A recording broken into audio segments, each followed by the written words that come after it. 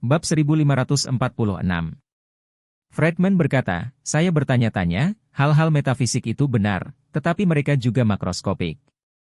Misalnya, hal itu secara bertahap dapat memengaruhi kualitas keberuntungan, tetapi tidak mungkin memengaruhi kesuburan seseorang dalam sekejap. Jadi saya pikir anak itu pasti menggunakan semacam metode bantingan. Yansen bertanya, terdengar? Maksud kamu apa? Mengapa kamu mengatakan itu? Friedman menjelaskan, ini seperti membuat sihir. Selain menutup mata, metode yang paling umum digunakan untuk pesulap adalah membuat suara. Biasanya, ketika dia menunjukkan tangan kanannya untuk menunjukkan kepada Anda, hal-hal biasanya tersembunyi di tangan kirinya. Saat topi diperlihatkan kepada Anda, hal-hal biasanya tersembunyi di lengan baju. Yansen mengangguk dengan sungguh-sungguh, lanjutkan.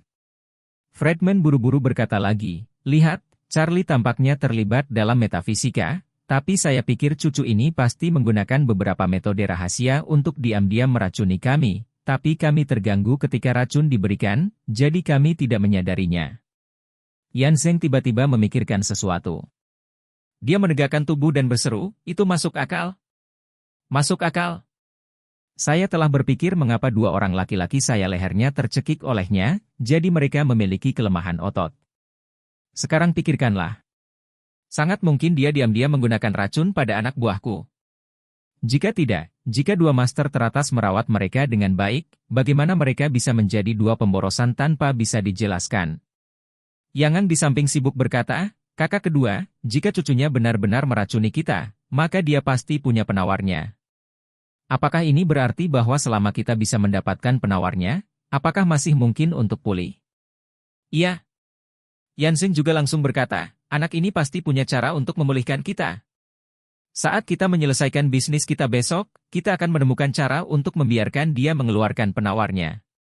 Ketika Friedman mendengar ini, dia langsung bersemangat. Selama periode waktu ini, dia telah diganggu oleh perawatan akarnya, dan dia bahkan sudah menyerah sedikit hari ini. Tetapi ini tidak berarti bahwa dia benar-benar mau menerima status quo ini, tetapi dia benar-benar tidak berdaya. Jika dia bisa menyembuhkan akarnya sendiri, dia bersedia membayar berapapun harganya. Jadi, dia buru-buru berlutut, melipat tinjunya di atas kepalanya, dan memohon, saya juga korban Charlie. Setelah menderita anak ini, jika kalian berdua memiliki kesempatan untuk mendapatkan penawarnya, tolong beri saya kesempatan untuk sembuh selanjutnya. Yansen mengangguk sedikit dan berkata, Tuan Wilson, yakinlah. Anda tahu segalanya tentang kami hari ini, dan kami tidak akan melupakan Anda saat kami mendapatkan penawarnya di masa mendatang. Friedman berkata dengan bersemangat, Tuan kedua, terima kasih banyak. Kebaikan Anda yang luar biasa tak terlupakan. Yansen bersenandung, dan berkata kepadanya, Tuan Wilson, ini sudah larut, dan kamu harus kembali istirahat lebih awal. Kami akan tetap menghubungi Anda tentang masalah ini, dan kami akan memberitahu Anda jika ada berita. Friedman mengangguk dengan cepat, dan berkata dengan hormat, Tuan kedua, maka saya akan pergi lebih dulu. Begitu Friedman pergi, Philip buru-buru bertanya pada Yansen, kakak kedua, apa kesempatanmu untuk menang dan biarkan Bastard Wade menyerahkan obatnya? Yansen dengan dingin mendengus, apakah kamu tidak mendengarkan kata-kata Friedman? Anak ini sebenarnya adalah pembohong yang menunjukkan Feng Shui. Dia pasti mencari uang ketika dia datang ke Eastcliff untuk melihat kakak tertuanya. Selama dia mencari uang, tidak ada yang perlu dikhawatirkan. Ya, ketika kita menyelesaikan dewan direksi besok, saya akan langsung menggunakan uang itu untuk memukulnya dengan rela berlutut dan memanggil saya Tuhan. Bab 1547. Karena udara dingin yang kuat, suhu di Eastcliff turun tajam di malam hari, dan salju tebal berterbangan di langit. Charlie menerima dorongan di ponselnya yang mengatakan bahwa Eastcliff telah mengeluarkan peringatan badai salju biru dari hari ini malam hingga besok hari. Charlie mengenakan kemeja tunggal dan melangkah keluar dari balkon ruang tamu, mengira semua orang tuanya ada di benaknya. Besok, saya akan mengunjungi makam orang tua saya. Masalah ini telah disimpan di dalam hatinya selama 18 tahun, dan dia selalu memikirkannya.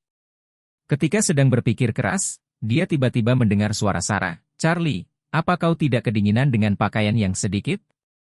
Charlie melihat ke belakang. Sarah tidak tahu kapan dia memasuki kamar dan datang ke pintu balkon.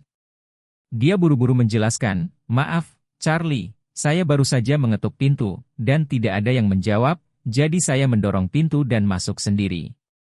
Charlie tersenyum sedikit dan mengangguk lembut, "Tidak apa-apa, apa yang kamu lakukan dengan begitu sopan antara kamu dan aku?"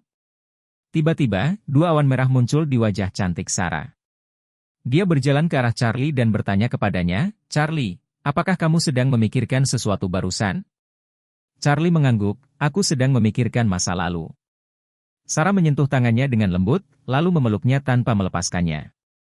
Dia berkata dengan rasa terima kasih, "Charlie, terima kasih atas kondisi ayahku, terima kasih telah menyelamatkan hidupnya." Charlie berkata dengan tulus, "Sarah, Paman adalah saudara laki-laki yang baik dari ayah saya, dan seorang penatua yang saya hormati. Saya tidak bisa tidak melihatnya sakit parah jika saya tidak memiliki kemampuan. Kemampuan ini secara alami untuk menyelamatkannya." "Ya." Sarah mengangguk berat, dan berkata, "Charlie, berapa hari kamu bisa tinggal di Eastcliff kali ini?" "Saya tidak akan menemani ayah saya ke rapat dewan besok dan setelah menyapu kuburan untuk Paman Wade dan Bibi Ann, apakah Anda akan kembali?" Charlie berkata, "Aku masih memiliki urusan pribadi lusa, dan aku akan kembali setelah aku selesai." Ekspresi Sarah agak menyesal dan sedih untuk beberapa saat, dia mengangkat kepalanya, menatapnya dengan mata yang jernih dan bersemangat, dan bertanya, "Charlie, tidak bisakah kamu tinggal untuk beberapa hari lagi? Ini tahun baru Imlek saat ini, atau Anda pergi begitu saja setelah tahun baru di rumah saya?" Charlie terkekeh, "Masih ada 20 hari tersisa selama tahun baru Imlek. Jika saya tidak pernah kembali, saya tidak bisa menjelaskan kepada kakak ipar Anda." Sarah berkata dengan wajah cantik, "Saya tidak mengakui bahwa dia adalah saudara ipar saya, dan Anda sebenarnya bukan saudara laki-laki saya. Anda adalah tunangan yang telah saya identifikasi sejak saya masih kecil." Charlie menggelengkan kepalanya tanpa daya dan tersenyum, "Oke, apa yang kamu katakan adalah apa yang kamu katakan." Tiba-tiba, Sarah merasa sedikit kecewa dan diam-diam berkata, "Setiap aku mengobrol dengan Charlie, dia selalu mengingatkanku dengan berbagai cara bahwa dia sudah menikah. Tapi, tidakkah dia tahu bahwa kehidupan orang tuanya lebih besar dari langit? Setidaknya saya. Setelah bertahun-tahun memperingatkan diri saya sendiri, mengapa dia tidak bisa seperti saya?" Memikirkan hal ini, Sarah hanya bisa mendesah, memegang tangan Charlie, dan tidak bisa menahan diri untuk tidak menggunakan kekuatan, dan berkata dengan sedikit sedih, "Charlie, kamu adalah tuan muda dari keluarga Wade, dan kamu begitu mampu, Wilson di Rose Hill, Anda tidak bisa mentolerir lama. Cepat atau lambat Anda harus kembali ke Eastcliff." Charlie terkejut sejenak, dan berkata dengan tenang, "Jika aku bisa kembali, mari kita bicarakan nanti." Malam itu, Charlie mengalami mimpi yang tidak masuk akal. Dalam mimpi itu, orang tuanya tidak meninggal. Dia masih tuan muda dari keluarga Wade, dan dia sudah dewasa. Dia telah menarik banyak perhatian di Eastcliff, dan dia bisa menyebut angin dan hujan. Dalam mimpinya, ia mengenakan setelan jas yang layak, membawa korsase pengantin pria, dan memimpin konvoi mewah ke villa super keluarga Gu. Di villa, Sarah mengenakan gaun pengantin putih suci, duduk di tempat tidur di kamar kerjanya, memandang dirinya dengan senyum berbunga-bunga. Kemudian, sekelompok pemuda dan pemudi yang tidak mereka kenal mendesak mereka untuk mencari sepatu merah Sarah di mana-mana. Bab 1548. Ketika dia menemukan sepatu merah Sarah dan secara pribadi membantunya memakainya, adegan itu segera muncul di tempat pernikahan. Pernikahan dalam mimpi itu megah hingga ekstrim. Kedua orang tua Charlie ada di sana, dengan senyum bahagia dan ramah di wajah. Saat musik pernikahan berbunyi, Philip meraih tangan Sarah, berjalan ke arahnya, tersenyum, dan menyerahkan tangan Sarah kepadanya. Setelah itu, keduanya mengucapkan sumpah pernikahan, bertukar cincin kawin, dan saling KSS. Kemudian, pembawa acara meminta Sarah untuk mengembalikannya ke pengiring pengantin dan membuang buketnya. Namun, itu adalah Claire yang mengambil buket itu. Namun, Claire tidak terlihat senang saat mengambil buket tersebut. Sebaliknya, ekspresinya sangat kesal. Mata Charlie bertemu dengannya, dia tidak bisa membantu tetapi menampar roh yang tajam, dan tiba-tiba membuka matanya, hanya untuk menyadari bahwa itu hanya mimpi. Dia dikejutkan oleh absurditas dalam mimpinya, dan dia tertegun selama beberapa menit sebelum dia berangsur-angsur pulih. Melihat langit di luar jendela semakin cerah, dia menghela napas, bangkit untuk mandi, dan berjalan keluar kamar. Di lantai bawah, Lenan sedang menyiapkan sarapan dengan pelayan. Philip bangun pagi, duduk di ruang tamu dengan penuh semangat memegang secangkir kopi, dan membaca koran terbaru pagi ini. Tidak banyak orang yang masih suka membaca koran hari ini. Philip adalah salah satunya. Melihat Charlie turun, dia segera tersenyum dan melambai padanya, dan berkata sambil tersenyum, "Charlie, ayo." "Oke, Paman." Charlie menjawab dan berjalan. Di sofa, dia duduk di samping Philip. Philip menyerahkan koran di tangannya, tersenyum dan berkata, "Lihat halaman depan." Charlie mengambil koran itu dan melihat judul halaman depan. Ada garis besar di dalamnya, ketua grup Gu sakit parah, dan grup Triliun mungkin tidak memiliki pemimpin. Charlie tidak bisa membantu tetapi mengerutkan kening, dan berkata, "Koran ini terlalu tidak bertanggung jawab, kan?" Philip tersenyum tipis dan berkata, "Ini pasti hantu kedua adik laki-lakiku. Pertama-tama beritahu berita bahwa saya sakit kritis, dan kemudian biarkan pemegang saham dan pasar kehilangan kepercayaan pada grup Gu, dan minta lembaga sekuritas untuk menurunkan harga saham dan ekspektasi kinerja mereka. Dalam hal ini, harga saham grup Gu akan pasti memicu penurunan." Saat berbicara, Philip melihat arlojinya dan tersenyum. Sekarang jam 7:30, dan masih ada 1 jam untuk buka. Pada saat itu, harga saham semua perusahaan yang terdaftar di bawah grup Gu pasti akan turun tajam, atau bahkan secara langsung membatasi. Charlie tidak bisa menahan cemberutnya, "Paman, mereka juga pemegang saham grup Gu. Dengan melakukan ini, bukankah itu kehilangan kepentingan mereka sendiri?"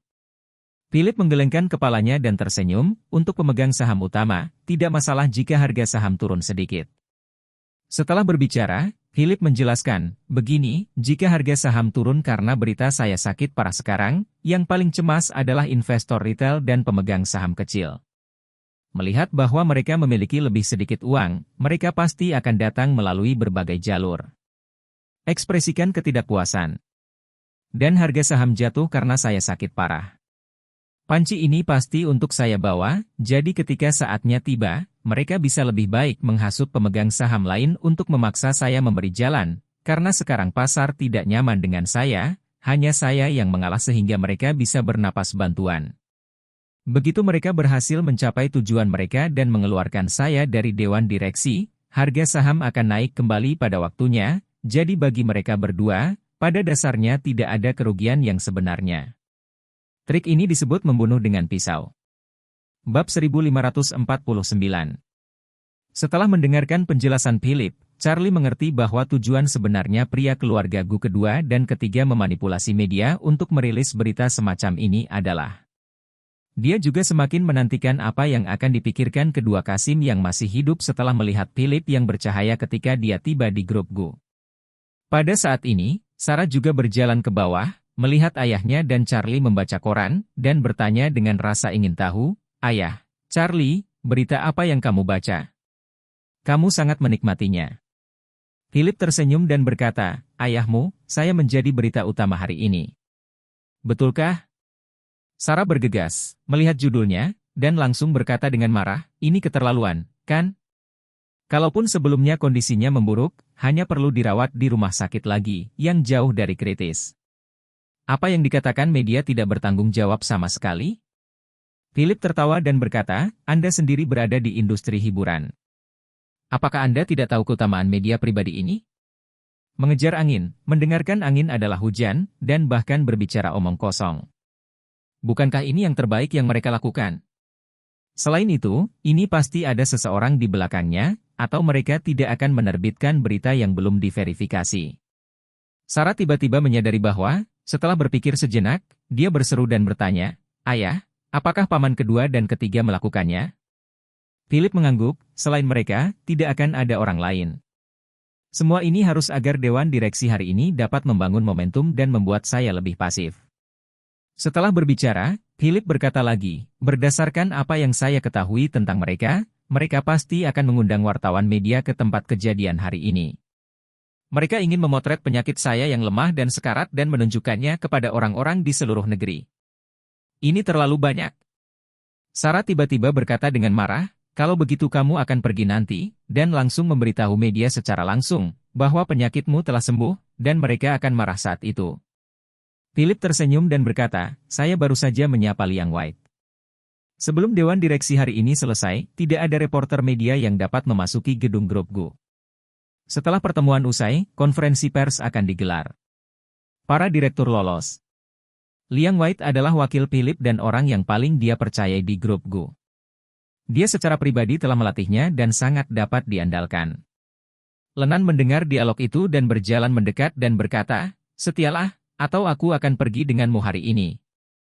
Philip melambaikan tangannya, jangan ikut denganku. Grup sudah memiliki sistem, dan anggota keluarga tidak boleh mengganggu pekerjaan, dan Sarah adalah tokoh masyarakat dan tidak mudah untuk terlibat, jadi kalian berdua menunggu di rumah dan biarkan Charlie menemani saya. Saya akan pergi.